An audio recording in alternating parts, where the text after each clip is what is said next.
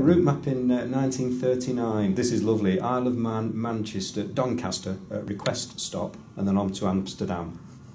So here we've got the plan of Ringway 1939. It's 3 grass runways.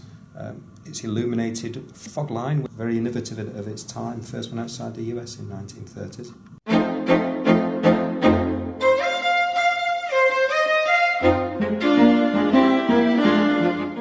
The first service was from Manchester to Birmingham, Bristol, Western-super-Mare.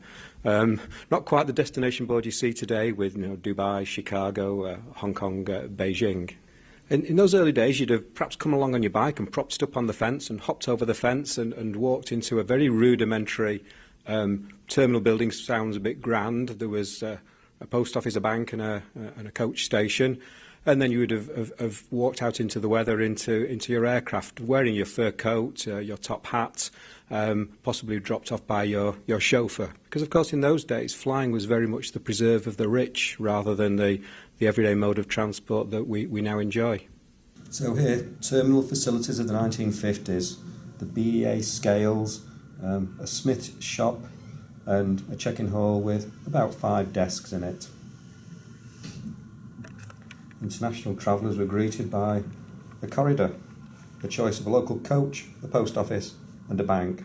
Not quite the welcome that we would expect to offer our international passengers today. I think the big milestone was in the early 1960s when, with that growth of package holidays in the mass market, no longer the preserve of the rich, Ringway developed its major new terminal, Terminal 1 as we know it today. It's 4 splendid glass Venetian chandeliers that march down the concourse, really epitomise, I guess, that forward thinking, that new industry, the glamour and excitement of the jet age.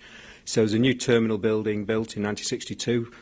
And that really moved Manchester and the airport into a major facility. It was designed for 1 million passengers, numbers unheard of when you think we handled about 3,000 on that first day when we opened in 1938.